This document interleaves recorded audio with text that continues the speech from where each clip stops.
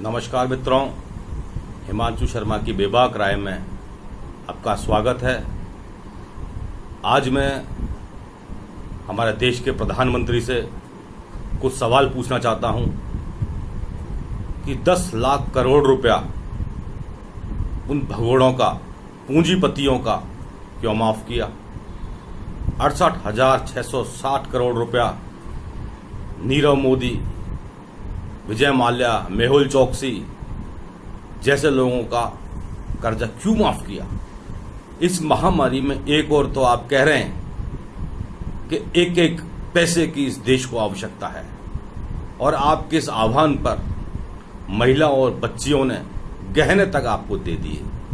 PM cares में अरबों रुपया आपके कहते ही दान आ गया।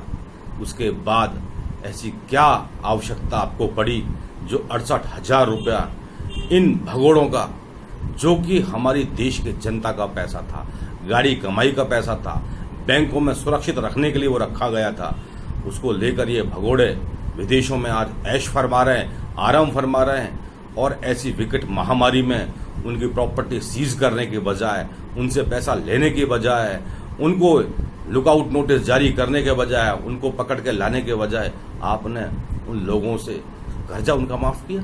आखिर क्या रिश्ता है उनसे। आपने इतनी बड़ा कदम इस महामारी में, एक तरफ आप कह रहे हैं इस महामारी में देश की पूरी जनता भागीदार बने, देश की जनता ताली बजाए, देश की जनता थाली बजाए, देश की जनता दीपक जलाए, देश की जनता मोमबत्ती जलाए। आज हालात ये हो रहे हैं कि N95 मास्क नहीं मिल रहा है। हमारे जो सैनिक हैं, आज योद्धा कहना चाहूंगा मैं, जो अस्पतालों में अपने माता पिता को, बच्चों को छोड़कर आज कोरोना पीड़ित को बचाने के लिए दिन रात एक कर रखा है, उन लोगों की तमाम सुविधाएं नहीं है।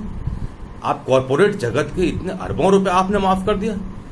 मुझे समझ में नहीं आ रहा कि इस तरह की क्यों घटनाएं लगातार घटती हुई जा रही हैं। और ये मीडिया, जो कि लोकतंत्र का चौथा स्तंभ है, आज तक इन्हीं बातों पर चर्चा नहीं करी। आज चर्चाएं मीडिया में अगर हो रही है, तबलीगी जमात की चर्चा हो रही है, हिंदू, मुस्लिम, सिख, ईसाई, पारसी, बौद्ध के बारे में चर्चा की, ये चर्चा का विषय है। आज पूरे फोर्ब्स मैगजीन ने भी, मैं पिछले बार वीडियो में भी कह चुका हूं, फोर्ब्स मैगजीन में भी उन 40 देशों में भी हिंदुस्तान का नाम शुमार नहीं है, जो अपने तरीके से इस देश को बचाने के लिए बेहतर ढंग से काम कर रहे थे इस कोविड-19 में।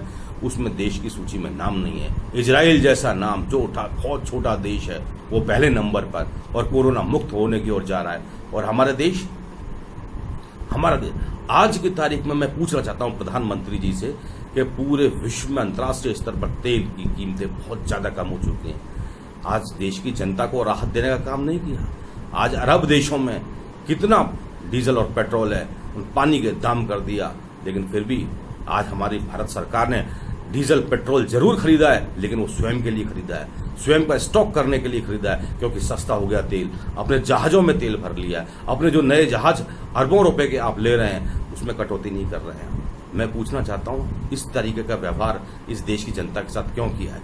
इस देश की जनता ने आपको मैंडेट दिया है, विशाल मैंडेट दिया है।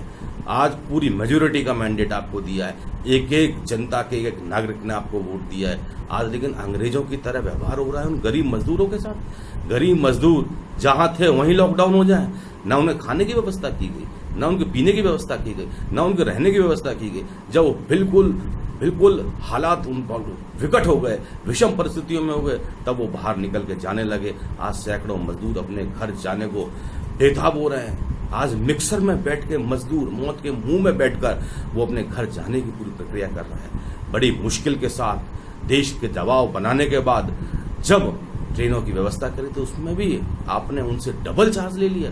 आज एक्स्ट्रा चार्ज उन लोगों से लिया गया जिनके पास खाने के पैसे नहीं है।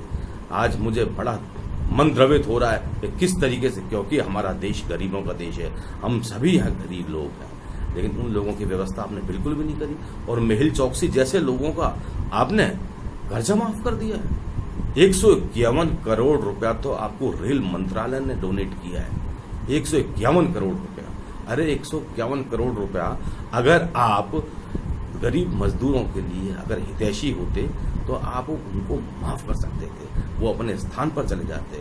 और मैं बात करना चाहूँगा, आप बार बार हिंदू मुस्लिम की मीडिया बात करती है, तबलीगी जमात की बात करती है, कभी थूकने की बात करती है, कभी दाढ़ी वालों की बात करती है, कभी टोपी वालों की बात करती है। मैं कहता हूँ कि ये जो भी आज महामारी का जो शिकार हिंदुस्तान हो रहा है वो आप लोगों की वजह से हो रहा है।